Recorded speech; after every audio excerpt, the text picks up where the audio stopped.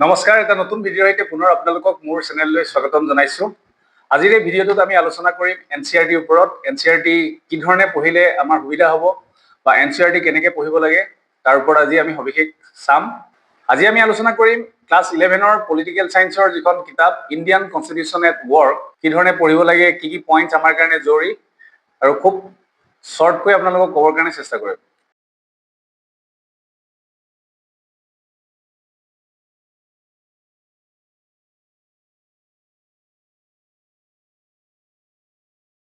NCERTখন আমাৰ কাৰণে খুবেই জৰুৰী হয়। আমাৰ যিখিনি বেছিক কনচেপ্ট থাকে, কনচেপ্টখিনি ক্লিয়াৰ কৰাৰ কাৰণে আৰু NCERTখন একদম এটা ধুনীয়া মাধ্যম। গোটেইখিনি সবিশেষ নাযাওঁ, যিখিনি পইণ্টছ লাগে আমি সেইখিনি চাম। আপোনালোকে স্ক্ৰীণত দেখিছে, ফাৰ্ষ্ট যিটো পাৰ্ট পাইছোঁ আমি, why do we need a constitution. NCERTখনত খুব ধুনীয়াকৈ উইথ এক্সাম্পল দিয়া থাকে, বিভিন্ন ডায়েগ্ৰামছ থাকে, বিভিন্ন সৰু সৰু ষ্টৰী থাকে। সেই ডিটেইলছত আপোনালোকে পঢ়িবলৈ চেষ্টা কৰিব। প্ৰথম ৰিডিংটো দিওঁতে মানে ফাৰ্ষ্ট পঢ়োঁতে অলপ সময় লাগিব, আৰু তাত আপোনালোকে সময় দিব কি ধৰণৰ ষ্টৰী আছে, কি কথা। কিন্তু যিহেতু মই অলৰেডি পঢ়ি থৈছোঁ বা আপোনালোকৰ জ্ঞাতাৰ্থে কিখিনি পইণ্টছ আমাৰ কাৰণে জৰুৰী সেইধৰণে মই আলোচনা কৰিম। ইয়াত কেইটামান কুৱেশ্যন আপোনালোকে দেখিছে, what is constitution, what are its function, what role does it perform for a society, how does a constitution relate to our daily existence? Answering this question is not as difficult as you might think. Constitution allows coordination and assurance. এইটো খুব জৰুৰী হয়। তাৰ কাৰণে যদি আমি চাওঁ, আমাৰ সমাজত বিভিন্ন সম্প্ৰদায়ৰ লোক আছে, হিন্দু হওক, খ্ৰীষ্টিয়ান হওক, মুছলিম হওক, বিভিন্ন সম্প্ৰদায়ৰ লোক আছে, আৰু সকলোৰে ডিচিশ্যনবোৰ বেলেগ হয়, সকলোৰে থিংকিংবোৰ বেলেগ হয়, বিভিন্ন প্ৰফেশ্যনত জড়িত হৈ থাকে, ডিফাৰেণ্ট এবিলিটি থাকে, গতিকে বেলেগ বেলেগ হবিজ থাকে। গতিকে তাৰ মাজত গোটেইখিনি একেলগে বান্ধি ৰাখিবৰ কাৰণে আমাৰ উপায় কি হ'ব পাৰে। এতিয়া দিছে, how much property should one be allowed to own. এজন মানুহে কিমান প্ৰপাৰ্টি ল'ব। Should it be compulsory that every child be sent to school. সকলো ল'ৰা ছোৱালীকে স্কুললৈ পঠোৱা হ'ব নাই। Should the group be allowed to discriminate against some of its member. কিবা এটা গ্ৰুপত বিভিন্ন মেম্বাৰ আছে, কাৰোবাক ডিছক্ৰিমিনেট কৰিব নেকি, এনেকুৱা ধৰণৰ বিভিন্ন প্ৰশ্নৰ। এই প্ৰশ্নৰখিনি উত্তৰ আমাক কোনে দিয়ে? For all this diversity, ultimately এই গোটেই গ্ৰুপটো with different types of people have to live together, একেলগে থাকিব লাগিব, and they are dependent on various works, ইজনে আনজনৰ ওপৰত নিৰ্ভৰ কৰি চলিব লগা হয়। they require cooperation each other, প্ৰত্যেককে কোঅপাৰেশ্যন লাগে। what will enable the group to live together peacefully, এতিয়া এই গোটেই মানুহখিনি একেলগে জীয়াই থাকিবৰ কাৰণে বা একেলগে বাস কৰিবৰ কাৰণে কোনে সামৰ্থ্য কৰাব, সেইটো এটা ডাঙৰ প্ৰশ্ন। গতিকে আমি এই প্ৰেগাপটো আমি নাচাওঁ, এই প্ৰেগাপটো আমাৰ প্ৰয়োজন নাই, আপোনালোকে পঢ়ি চাব, বেছিক কনচেপ্ট দিয়া আছে। বাট আমি যিটো আমাৰ বিচাৰ্য বিষয় সেইটো হ'ল যে first function of constitution is to provide a set of basic rules that allow for minimal coordination amongst members of society. গতিকে আমাৰ কনষ্টিটিউশ্যনখন এখন ডকুমেণ্টছ হয়। অলৰেডি আমি ষ্টাৰ্টিঙৰ পলিটিৰ যিটো বেছিক ষ্টাৰ্টিং পাৰ্ট আছিলে তাত আমি পঢ়িছোঁ। কনষ্টিটিউশ্যন এখন ডকুমেণ্টছ হয়, যাৰ জৰিয়তে আমি যিখিনি কৰিব লাগে বা আমাৰ যিখিনি কৰণীয় গোটেইখিনি বিভিন্ন আৰ্টিকুলত দিয়া আছে। আৰু লেংথিয়েষ্ট কনষ্টিটিউশ্যন, ৰিটেন কনষ্টিটিউশ্যন বুলি আমি তাৰ ফিচাৰ্ছটোও জানো।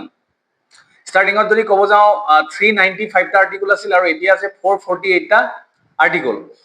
গতিকে কনষ্টিটিউশ্যনে কি কৰিছে, কিছুমান set of basic rules provide কৰিছে। সেই বেছিক ৰুলছবিলাকে আমাক কি প্ৰভাইড কৰিছে? ফৰ মিনিমেল কোঅৰ্ডিনেশ্যন, অতি মিনিমাম হ'লেও আমি এটা কোঅৰ্ডিনেশ্যনত থাকিম with different types of people, আমি টুগেডাৰ থাকিবৰ কাৰণে আমাক এটা ৱে ছেট কৰি দিছে। বিভিন্ন এক্টিভিটিবিলাক দিয়া থাকে, এইবোৰ স্কুল লেভেলত জৰুৰী হয়, আপোনালোকে পঢ়ি চাব পাৰে, ইণ্টাৰেষ্টিং হয়। নেক্সট আমি চাওঁ specification of decision making powers. First আপোনালোকে চাব, a constitution is a body of fundamental principles according to which a state is constituted or govern. গতিকে ফাণ্ডামেণ্টেল প্ৰিন্সিপলছ যদি আমি কওঁ, তেন্তে কনষ্টিটিউশ্যন আমাৰ কাৰণে ফাণ্ডামেণ্টেল প্ৰিন্সিপলছ হয়, যাৰ জৰিয়তে এখন ষ্টেট গঠন হয় বা গভাৰ্ণ হয়, চলে। What should this fundamental rules be, আৰু এই ফাণ্ডামেণ্টেল ৰুলছবিলাক কি হ'ব? হোৱাট মেক্স দেম ফাণ্ডামেণ্টেল, কি কাৰণে এইবোৰ ফাণ্ডামেণ্টেল হয়? First question you will have to decide is who gets to decide what the laws governing the society should be. Very interesting. আমাৰ ছ'চাইটিত চলিবৰ কাৰণে কিছুমান বেছিক ৰুলছ থাকে, আৰু সেই বেছিক ৰুলছখিনি কোনে ডিচাইড কৰিব, বা কোনখিনি আমাৰ কাৰণে বেছিক ৰুল, সেইখিনি কোনে ডিচাইড কৰিব, সেইটো এটা আমাৰ কাৰণে প্ৰশ্নবোধক চিন হয়। গতিকে ইয়াত এটা কৈছে, you may want rule x, আপুনি এক্স ৰুলটো বিচাৰে, বাট আদাৰ্ছ মে ৱান্ট ৰুল ৱাই। কোনোবাই y ৰুলটো বিচাৰে, হাউ ডু উই ডিসাইড হুজ ৰুলছ অৰ প্ৰিফাৰেন্সেছ শুড গভৰ্ন আস। এতিয়া আমি x ৰুলটো মেইনটেইন কৰিম নে y ৰুলটো মেইনটেইন কৰিম, বা আমি দুইটাকে ৰাখিম নেকি, এই বস্তুটো আমি কেনেকৈ ডিসাইড কৰিম, এই কথাটো আমি ইয়াত এতিয়া পাম। গতিকে আপোনাৰ যিটো ৰুল, আপুনি যদি x ৰুল ভাল পায় আপুনি ভাবিব যে আপোনাৰটো বেষ্ট হয়, y যোনে ভাবিছে y টো আপোনাৰ কাৰণে বেষ্ট হ'ব। ঠিক তেনেকুৱা ধৰণৰ কিছুমান ডিসপিউট থাকে, আৰু সেই ডিসপিউটটো আমি কেনেকৈ ডিসাইড কৰিম আৰু কি ধৰণে আমি সেটেল কৰিম। গতিকে তাৰ এনসাৰটো আমাক কোনে দিব? The constitution has to provide an answer to the question. ইয়াৰ কুৱেশ্যনৰ এনসাৰটো আমাক কোনে দিব? Constitution. It specifies the basic allocation of power in a society. গতিকে সেই পাৱাৰটো এলোকেট কৰিব কনস্টিটিউশনে, যে কোনে আমাৰ ৰুলছ বিলাক ডিসাইড কৰিব। It decides who gets to decide the laws will be. এইটো ইন্টাৰেষ্টিং হয়। গতিকে আমি এইখিনি যদি নাচাওঁ বা আপোনালোকে যদি চাই, সেইটো আপোনালোকৰ ওপৰত ডিপেণ্ড কৰিব। আল্টিমেটলি আমি ইয়াত কনস্টিটিউশনৰ সেকেন্ড ফাংশনটো পাম। আপোনালোকে ভিতৰুৱা যিখিনি প্ৰেগাপ মই এৰি থৈ গৈছো আপোনালোকে পঢ়িব, বিকজ তাত কথাখিনি বহুত সিম্পলি দিয়া থাকে। প্ৰথম পঢ়োতে আপোনালোকৰ সময় লাগিব, বাট পিছৰ পৰ্যায়ত পঢ়োতে আপোনালোকৰ একেবাৰে কম সময় লাগিব, জাষ্ট ৰিভিজনৰ প্ৰয়োজন হ'ব। গতিকে সেকেন্ড ফাংশনটো কি? Is to specify who has the power to make decision in a society. কোনে ডিচিশন মেকিং কৰিব সেইটো কনস্টিটিউশনে প্ৰভাইড কৰিব। It decide how the government will be constituted. আৰু এইটো ডিসাইড কৰিব যে কি ধৰণে গভৰ্নমেন্টটো কনস্টিটিউট কৰা হ'ব। এই ক্ষেত্ৰত আমি আগৰ যদি মনত পেলাওঁ, কনস্টিটিউয়েন্ট এছেম্বলি ফৰ্ম হৈছিলে, কেবিনেট যি মিছন প্লেন আছিলে তাৰ জৰিয়তে কনস্টিটিউয়েন্ট এছেম্বলি ফৰ্ম হৈছিলে। তাৰপিছত তেওঁলোকে কনস্টিটিউশনখন ড্ৰাফ্ট কৰিছিলে। 26 নৱেম্বৰ 1949ত এডপ্ট কৰা হৈছিল কনস্টিটিউশনখন, আৰু it was effective from 26 January 1950। আমি পঢ়িছো অলৰেডি। এতিয়া কৈছে limitation on the powers of government. গভৰ্নমেন্টৰ পাৱাৰ্স লিমিট কৰাৰ ক্ষেত্ৰত কি কৰা হ'ব? আল্টিমেট পাৱাৰ দিলেতো দেশ নচলিব। তেতিয়াতো আগৰ অটক্ৰেটিক শাসনো আমি বেয়া বুলি কিয় কওঁ? কাৰণ সেই সময়ত আমি বিভিন্ন ধৰণৰ সমস্যাৰ সন্মুখীন হৈছিলো, বা আমি ৰজাৰ শাসনতো আমি বহু সময়ত বিভিন্ন ধৰণৰ সমস্যাৰ সন্মুখীন হৈছিলো। সেইকাৰণে আমি এতিয়া ভাৰতবৰ্ষত ডেমক্ৰেটিক চিষ্টেমটো আমি লৈছো, যাৰ জৰিয়তে আমি এখন গণতান্ত্ৰিক দেশ হয়, য'ত গণতান্ত্ৰিক চিষ্টেমত, ডেমক্ৰেটিক চিষ্টেমত কথাবোৰ ডিসাইড কৰা হয়। এতিয়া কৈছে this is clearly not enough. Suppose you decided who had the authority to make decision, but then this authority passed laws that you thought were patently unfair. It interestingly, যাক আমি authority দিলো, ধৰি ল বনাবলৈ মই পাৰ্সন এক authority দিলো, কিন্তু পাৰ্সন এ যিখিনি ল বনাব সেইখিনি হয়তো আন বহুজনৰ কাৰণে একচেপ্টেবল নহবও পাৰে বা আনফেয়াৰো হ'ব পাৰে। গতিকে তেনেকুৱা ক্ষেত্ৰত কি হ'ব?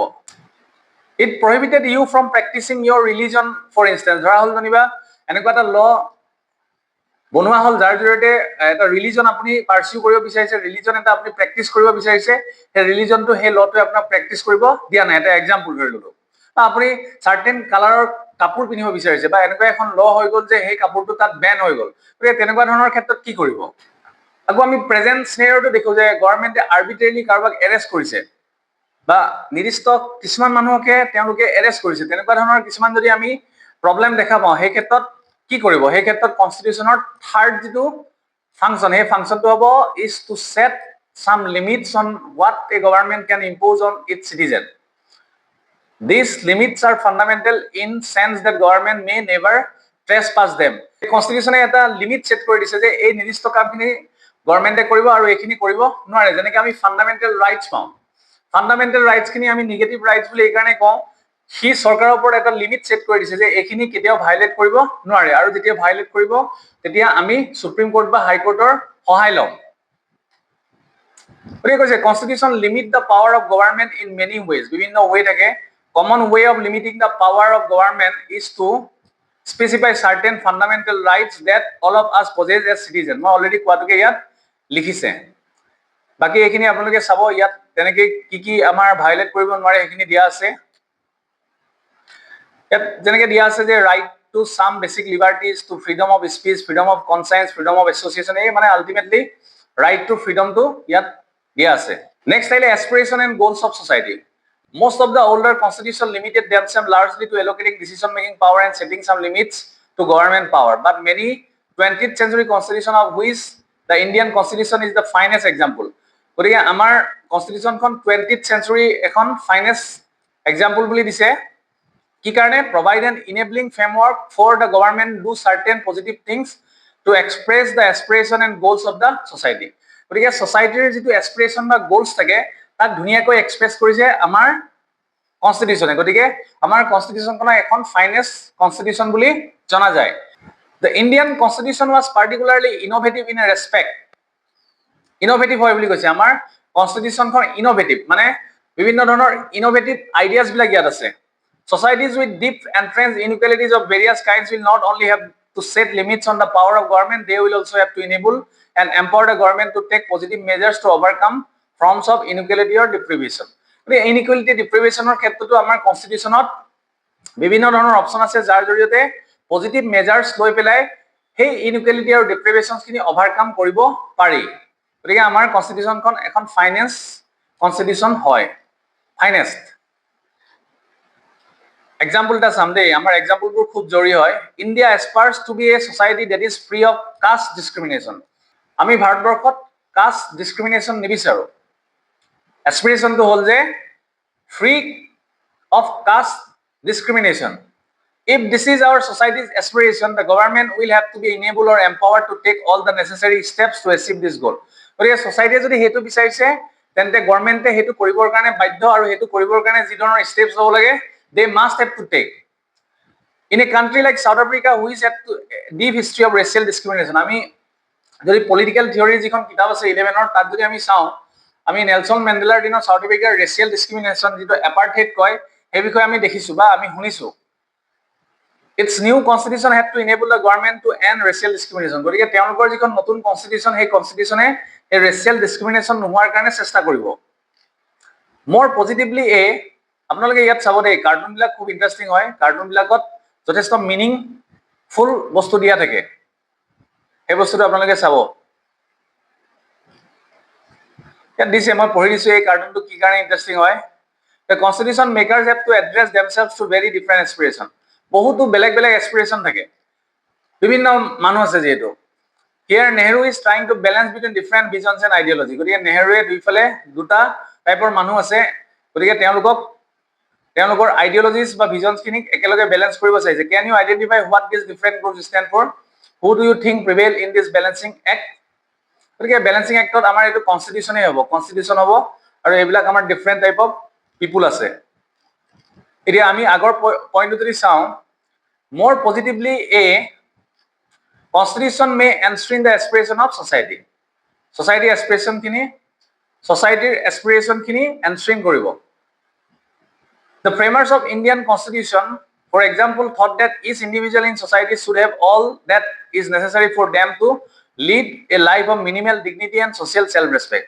আমি যিটো আৰ্টিকল পাইছোঁ right to life and liberty, যিটোৰ জৰিয়তে আমি এটা ডিগনিফাইড লাইফ প্ৰিভেইল কৰিব পাৰোঁ, এভেইল কৰিব পাৰোঁ। আৰু ফাণ্ডামেণ্টেল ৰাইটছৰ ক্ষেত্ৰতো আমি পাইছোঁ যে fundamental rights are all fundamental বা basic, because without which a dignified life can not be lived. ঠিক তেনেকে আমাৰ কনষ্টিটিউচনে এটা বস্তু লক্ষ্য কৰিছে যে যাতে মিনিমাল ডিগনিটি আৰু ছ'চিয়েল ৰেচপেক্টটো যাতে মেইনটেইন হয়, মিনিমাম যাতে মেটেৰিয়েল ৱেলবিং হয় বা এডুকেশ্যন ৱেলবিংছ এটচেট্ৰা। গতিকে the constitution enables the government to take positive welfare measures, some of which are legally enforceable. যিবিলাক legally enforceable হয়, যেনেকৈ আমি ফাণ্ডামেণ্টেল ৰাইটছ legally enforceable হয়, গতিকে সেই কথাটো ইয়াত উল্লেখ কৰিছে। গতিকে আমি চাম fourth function of the constitution is to enable the government to fulfill the aspiration of society and create conditions for a just society. আৰু আমি জানো যে আমাৰ প্ৰিয়াম্বুলত সেই এস্পিৰেশ্যন আৰু গ'লছখিনি ধুনীয়াকৈ লিখা আছে। We the people of India having solemnly resolved to India to constitute, সেই ধৰণে যিটো প্ৰিয়াম্বুল আছে আপোনালোকে মুখস্থ কৰিব।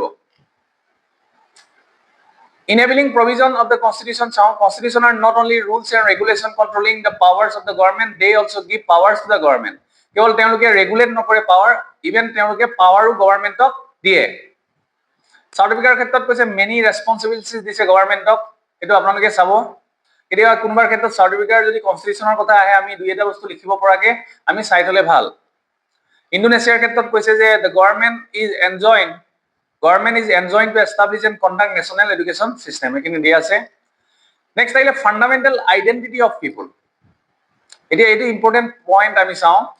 Finally, and perhaps even most importantly, a constitution expresses the fundamental identity of a people. Boria, বহুত এটা ইন্টারেস্টিং কথা কৈছে যে কনস্টিটিউশন খনে আমাৰ ফান্ডামেন্টাল আইডেন্টিটিটো দেখায়। এই কনস্টিটিউশন খনৰ পৰা আমি গম পাম যে দেশখন কেনেকুৱা। এই কাৰণটো হৈছে যে কনস্টিটিউশন খনে আমাক ফান্ডামেন্টাল আইডেন্টিটিটো এক্সপ্ৰেছ কৰে। এটা কৈছে this means the people as collective entity come into being only through the basic constitution. Very interesting. It is by agreeing to a basic set of norms about how one should be governed and who should be governed that one forms a collective identity. কোনে govern কৰিব, কাক govern কৰিব আৰু কেনেকৈ govern কৰিব, এই গোটেই কথাটো আমি কনস্টিটিউশনৰ জৰিয়তে জানো। গতিকে ই আমাক এটা ফান্ডামেন্টাল আইডেন্টিটি দিয়ে। এটা কৈছে one has many sets of identities that exist prior to a constitution. Constitution অহাৰ আগতেও বিভিন্ন ধৰণৰ আইডেন্টিটিজ আছিল। But by agreeing to certain basic norms and principles, one constitute one's basic political identity. কিন্তু ultimately আমি কিছুমান বেসিক নর্মস আৰু প্ৰিন্সিপলত এগ্ৰিড হলো আৰু তাৰ থ্ৰুৱেদি আমাৰ এটা পলিটিক্যাল আইডেন্টিটি আহিল। কৈছে constitutional norms are the overarching framework within which one pursues individual aspiration, goals and freedoms. The constitution sets authoritative constraint upon what one may or may not do. It defines the fundamental values that we may not trespass. So the constitution also gives one a moral identity.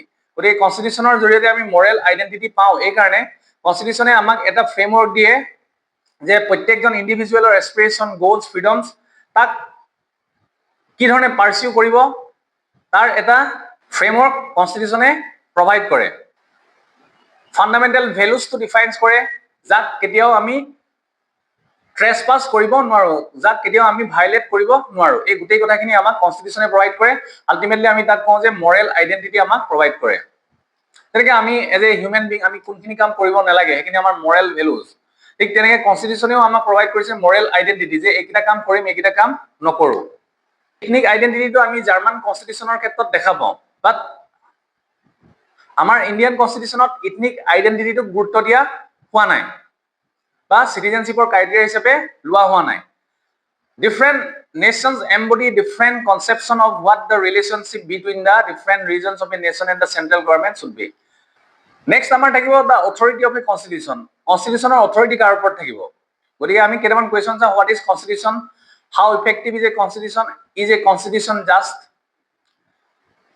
Because in most countries, constitution is a compact document that comprises a number of articles about the state, specifying how the state is to be constituted and what norms it should follow. আপোনালোকে এইটো বুজি পাইছে? One country আমি চাওঁ, United Kingdom for instance do not have one single document that can be called constitution. UK constitution নাই বা single document নাই, rather they have series of documents. এখন documents নাই, মানে তেওঁলোকৰ series of documents আছে। Taken collectively are referred to as the constitution. তেওঁলোকৰ সেইখনে constitution বুলি কোৱা যায়। এটা কৈছে but many constitution around the world exist only on paper. পেপাৰতে আছে। They are mere words existing on a parchment. The crucial question is how effective is a constitution. গতিকে main কোৱেশ্চনটো আহিল যে কেৱল পেপাৰত থাকিলেই নহব, কনস্টিটিউশনখন কিমান ইফেক্টিভ হয়। What makes it effective? কিহে ইয়াক ইফেক্টিভ বনায়? What ensures that it has a real impact on the lives of people? আৰু কোনে এনচিয়ৰ কৰিব যে ইয়াৰ ইম্পেক্টটো মানুহৰ ওপৰত থাকিব? Making a constitution effective depends upon many factors. আমি ফাৰ্স্ট পইণ্টটো চাম mode of promulgation. মানে কনস্টিটিউশনখন কি ধৰণে আৰম্ভ হ'ল সেই কথাটো আজি আমি চাম। Who crafted the constitution and how much authority did they have? কৈছে যে মেনি কান্ট্ৰিজত কি হৈছে কনস্টিটিউশন বিলাক ডিফাংক্ট হৈ আছে কাৰণ সেইবিলাক মিলিটাৰী লিডাৰ বিলাকে বনাইছিলে আৰু যিবিলাক লিডাৰ পপুলাৰ নহয় আৰু তেওঁলোকৰ এবিলিটি নাই to carry the people with them, তেওঁলোকৰ লগত একেলগে মানুহক লৈ যোৱাৰ এবিলিটি নাই। গতিকে কিছু কিছু দেশত কনস্টিটিউশন বিলাক ডিফাংক্ট হৈ আছে, কাম নাইকিয়া হৈ আছে। সাকসেসফুল কনস্টিটিউশন আমি পাওঁ India, south Africa, United States. Created in the aftermath of popular national movement. National movementor পিছতে এইবিলাক ক্ৰিয়েট কৰা হৈছিল। কৈছে India's constitution was formally created by Constituent Assembly. এইটো অলৰেডি মই ক'লো 1946 ডিসেম্বৰ আৰু নৱেম্বৰ 1949 ৰ ভিতৰত, অৰ্থাৎ 26 নৱেম্বৰত এডপ্ট কৰা হৈছিলে। মই অলৰেডি কৈছো It drew up a long history of nationalist movement. আমাৰ যেটো আন্দোলন হৈছিল তাৰ এটা লং হিষ্ট্ৰীৰ পাছত ইয়াক ড্ৰাফট কৰা হৈছিল। গতিকে remarkable ability to take along different section of Indian society together. গতিকে আমাৰ কনস্টিটিউশনে একেলগে বিভিন্ন মানুহক লৈ যোৱাৰ এবিলিটিটো আছে, কাৰণ আমি বিভিন্ন আন্দোলনৰ মাজেদি আহি স্বাধীন হোৱাৰ পাছত গঢ়ি উঠা এই কনস্টিটিউশনখনত কেতিয়াও মানুহৰ মতানৈক্য নাথাকে The constitution draw enormous legitimacy from the fact that it was drawn upon by people who enjoyed immense public credibility, who had the capacity to negotiate and command the respect of wide cross-section society, who were able to convince the people that constitution was not an instrument for the aggrandizement of their personal power. The final document reflected the broad national consensus at time. গতিকে যিসকল মানুহ drafting কমিটিত আছিল বা যিসকল মানুহ জড়িত হৈ আছিল তেওঁলোক বহুত বেছি পাৱাৰফুল আছিল powerful in the sense they are like a leader যাৰ কথা সকলোৱে মানিছিল যিসকলে গোটেই মানুহক একেলগে আন্দোলনত অংশগ্ৰহণ কৰাৰ ক্ষেত্ৰত আগভাগ লৈছিল তেওঁলোকক কনভিন্স কৰিব পাৰিছিল গতিকে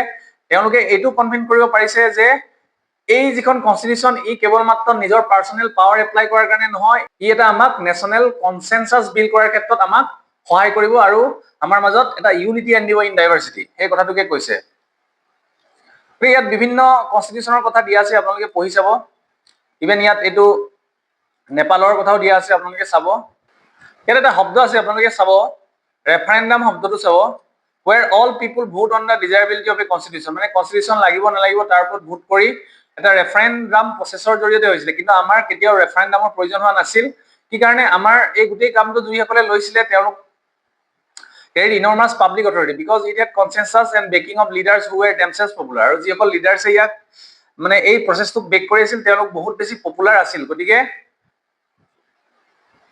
আমাৰ কেতিয়াও ৰেফাৰেন্ডামৰ প্ৰয়োজন হোৱা নাই The substantive provision of constitution.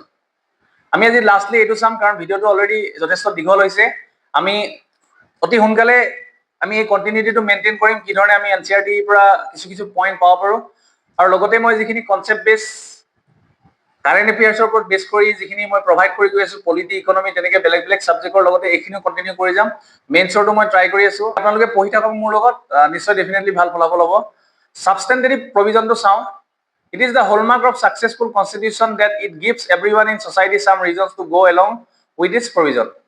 A constitution that, for instance, allowed permanent majorities to oppress minority groups within society would give minorities no reasons to go along with the provision of the constitution. Or a constitution that systematically privileged some members at the expense of the others or that systematically entranced the power of small groups in society would cease to command allegiance. কি বুঝাইছে If any group feels their identity is being stifled, they will have no reasons to abide by the constitution. যদি কোনোবা এটা নিৰ্দিষ্ট গ্ৰুপে ভাবিছে যে আমাৰ আইডেন্টিটিটো নষ্ট হৈছে তেন্তে তেওঁলোকে কনস্টিটিউশনখন মানি চলাৰ কোনো কাৰণ নাথাকে নো কনস্টিটিউশন বাই ইটসেলফ achieves perfect justice কোনো কনস্টিটিউশনে কিন্তু পারফেক্ট জাস্টিস দিব নোৱাৰে but it has to convince people that it provides the framework for pursuing basic justice কিন্তু কনস্টিটিউশনখনে এইটো বস্তু কনভিন্স কৰিব লাগিব যে ই এনেকুৱা এটা ফ্ৰেমৱৰ্কৰ যাৰ জৰিয়তে বেসিক জাস্টিসটো আমি পাবৰ কাৰণে সক্ষম হ'ম not everything but basic justice do this thought experiment ask yourself this question what would be the content of some basic rules in society such that they gave everyone a reasons to go along with them এটা আপোনালোকে নিজেই ভাবি চাওক therefore a constitution preserves the freedom and equality of all its members the more likely it is to succeed এটা কৈছে যিমানে constitution এখনে ফ্ৰীডমটো preserve কৰি ৰাখিব ইকুৱেলিটিটো মেইনটেইন কৰি ৰাখিব হিমানে এই কনস্টিটিউশনখন সফল হ'ব গতিকে সুধিছে does the Indian constitution broadly speaking give everyone a reason to go along with its broad outlines after studying this book one should able to answer this question in the affirmative গতিকে আমাৰ ভাৰতীয় সংবিধানে সেই সুবিধাটো দিছে নেকি যে